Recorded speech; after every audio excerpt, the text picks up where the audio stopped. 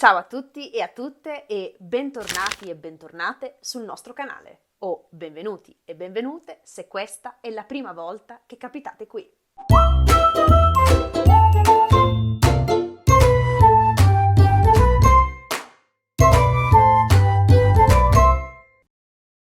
Come ogni settimana, prima della nostra lezione, vi ricordo che se volete avere del materiale extra, come ad esempio le trascrizioni dei podcast in formato PDF, le trascrizioni delle interviste più glossario in formato PDF, gli esercizi di grammatica in formato PDF, siete interessati e interessate a questi contenuti extra, visitate il nostro sito lernilango.com e nella sezione contenuti esclusivi troverete tutte le informazioni a riguardo. Inoltre, sempre nella sezione contenuti esclusivi potete trovare tutte le informazioni per poter 1. Partecipare al quiz mensile di Lernilango e se vincete questo quiz potete vincere un'ora di lezione con me e 2. Troverete le informazioni per unirvi al gruppo Telegram di Lernilango dove potete conoscere nuove persone e farmi delle domande soprattutto. Ripeto, potete trovare tutte queste informazioni nella sezione contenuti esclusivi sul nostro sito lernilango.com. Detto questo, passiamo subito a vedere i contenuti della lezione di oggi. In questa video lezione, nella video lezione di oggi, parleremo di pronomi. Nello specifico vi spiegherò la differenza in italiano tra i pronomi lui, egli, esso, maschile, e lei, ella, essa, femminile, singolare, e infine loro, essi, maschile, plurale, e loro, esse, femminile, singolare. Partiamo dunque subito a vedere il primo gruppo di questi pronomi. Primo gruppo dove mettiamo il pronome lui, il pronome lei e il pronome loro. Lui, lei, loro sono dei pronomi soggetto. Questo significa che usiamo questi pronomi come soggetto dei verbi delle frasi. Lui va in casa. Lei va in casa. Loro vanno in casa. Lui ama la spiaggia. Lei ama fare le fotografie. Loro amano mangiare italiano. Vedete? In questi 3 esempi abbiamo visto che i pronomi lui, lei, loro sono soggetti delle frasi. Lui, lei, loro possono però anche essere dei pronomi oggetto diretto. Come sapete, lo, la, li, le sono dei pronomi oggetto diretto atoni, cioè senza accento. Invece i pronomi lui, lei, loro si chiamano pronomi oggetto diretto tonici, cioè pronomi con accento. Un po' di tempo fa ho pubblicato un video dove spiego la differenza in italiano tra i pronomi oggetto diretto tonici e i pronomi oggetto diretto atoni. Quindi, se volete approfondire questo argomento, vi consiglio di guardare il video che abbiamo pubblicato un po' di tempo fa e lo trovate qui. Dunque, ripetiamo, i pronomi lui, lei, loro possono essere sia pronomi soggetto, e quindi pronomi che hanno la funzione di soggetto del verbo, ma possono anche essere pronomi oggetto diretto tonici. Questo significa che hanno la funzione di oggetto del verbo. Se non conoscete la differenza tra soggetto e oggetto in una lingua, vi consiglio di guardare un video che ho pubblicato un po' di tempo fa e lo trovate qui. In questo video spiego la differenza tra un soggetto e un oggetto. Vediamo adesso invece lui, lei, loro usati come oggetti dei verbi. Chiamo lui? Ascolta lei. Scegli loro. Vedete? In questi 3 casi lui, lei, loro sono usati come oggetto del verbo. Passiamo adesso invece al terzo gruppo. Gruppo dove troviamo i pronomi egli, ella, esso, essa, essi, esse. Questi sono tutti pronomi di terza persona. Egli, terza persona, maschile, singolare. Ella, terza persona, femminile, singolare. Esso, terza persona, maschile, singolare. Essa, terza persona, femminile, singolare. Essi, terza persona, maschile, plurale. Esse, terza persona, femminile, plurale. Egli e ella sono 2 pronomi soggetto, solo soggetto. Questo significa che hanno solamente la funzione di soggetto del verbo e non di oggetto. I pronomi egli, ella si riferiscono solo a persone, non ad animali o cose. Solo persone. I pronomi esso, essa sono pronomi soggetto, quindi anche loro hanno solo la funzione di soggetto del verbo e non di oggetto. Ma a differenza di egli, ella, esso, essa si riferiscono a cose e animali, non a persone.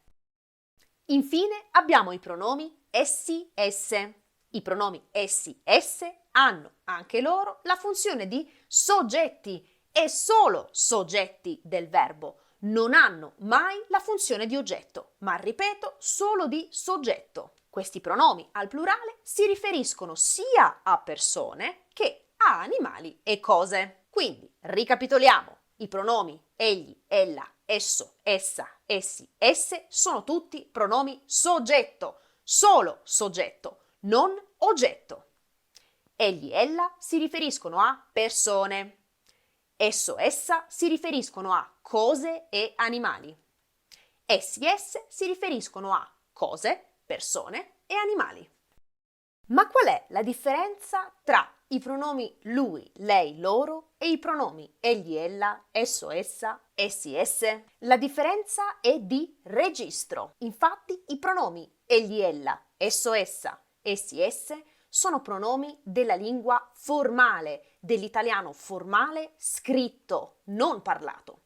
Infatti troverete questi pronomi solamente in contesti di estrema formalità, in contesti estremamente formali e soprattutto scritti, non parlati. Certamente non è escluso che possiate sentire questi pronomi nella lingua parlata, ma ripeto, soltanto anche in questi casi, se mai dovesse sentire questi pronomi nella lingua parlata, li sentirete in contesti di estrema formalità, come ad esempio durante la celebrazione di riti religiosi, per esempio, o in un'aula di un tribunale. Quindi capite, contesti estremamente formali. Non sentirete mai questi pronomi nell'italiano informale e colloquiale. In questi contesti sentirete sempre utilizzati i pronomi lui, lei, loro. Dal momento che questi pronomi sono usati solo nella lingua scritta formale, non posso creare adesso delle frasi per darvi degli esempi, motivo per cui ho deciso di leggervi degli estratti della mia tesi di laurea, dunque un testo scritto in italiano formale, un contesto di scrittura estremamente formale. Ho deciso di leggervi questi estratti per darvi un'idea concreta di come utilizzare questi elementi nella lingua scritta, nell'italiano formale scritto. Vi dico subito che anche nella mia tesi di laurea non ci sono esempi di utilizzo di egli, ella. E questo perché questi due pronomi stanno scomparendo dall'uso anche scritto della lingua formale. Io penso che questi due pronomi rimangono ancora in contesti, ripeto, estremamente formali, ancora più formali di una tesi di laurea, quindi di un testo scritto in italiano per una tesi di laurea. Contesti come, ripeto, il contesto religioso, perché la celebrazione dei riti religiosi, la lingua dei riti religiosi è una lingua estremamente formale, così come la lingua giuridica e dunque la lingua della legge, per esempio. Ma a parte questi contesti estremamente formali, vi ripeto che anche nell'italiano scritto, formale, come la mia tesi di laurea, questi due elementi stanno scomparendo. Egli, ella. Quindi adesso vi leggerò delle frasi per darvi un esempio concreto di utilizzo di esso, essa, essi, esse. Eccoci qua. Allora, partiamo dunque subito alla ricerca dei nostri pronomi. Iniziamo da esso. Eccoci qua. Vedete per esempio questa frase? Tutta questa qui. Allora, si è scelto il modello di Lind perché esso è applicato alla stessa tipologia del testo oggetto di questo studio. Allora, vedete il nostro pronome esso nella frase successiva sostituisce un elemento della frase precedente e per il verbo della frase successiva, eccolo qui, ha la funzione di soggetto. Nella frase successiva il nostro elemento esso sostituisce questo elemento qui, il modello, che come vedete è un nome di cosa, è una cosa inanimata. Quindi utilizziamo esso in contesto formale per ripetere nella frase successiva un elemento della frase precedente e per far avere a questo elemento la funzione di soggetto del verbo della frase successiva. Ecco qui invece un esempio di utilizzo di essa. Per ogni intervista forniremo informazioni sulla situazione in cui essa ha avuto luogo e identificheremo eccetera eccetera. Anche in questo caso il nostro pronome essa sostituisce nella frase successiva un elemento della frase precedente e nella frase successiva ha la funzione di soggetto del verbo della frase successiva. In questa frase essa sostituisce intervista, che come vedete di nuovo è un nome di cosa e non di persona. Non ci sono casi di utilizzo di essi all'interno del testo, ma ci sono alcuni casi di utilizzo di esse, come ad esempio questa frase qui. Per ogni intervista forniremo informazioni sulla situazione in cui essa ha avuto luogo e identificheremo le parti strutturali delle unità del discorso, riportandone accanto le parti del testo a cui esse corrispondono. Il nostro pronome, nella frase successiva, sostituisce un elemento della frase precedente, cioè questo qui, e per il verbo della frase successiva questo esse ha la funzione di soggetto del verbo. Come vedete, anche unità del discorso è un nome di cosa, ma in questo caso avremmo anche potuto sostituire un nome di persona. Bene, io ho terminato con la lezione di oggi, spero che tutto sia stato chiaro. Mi raccomando, se avete delle domande nei commenti. Sul nostro sito troverete degli esercizi per potervi esercitare con questo argomento.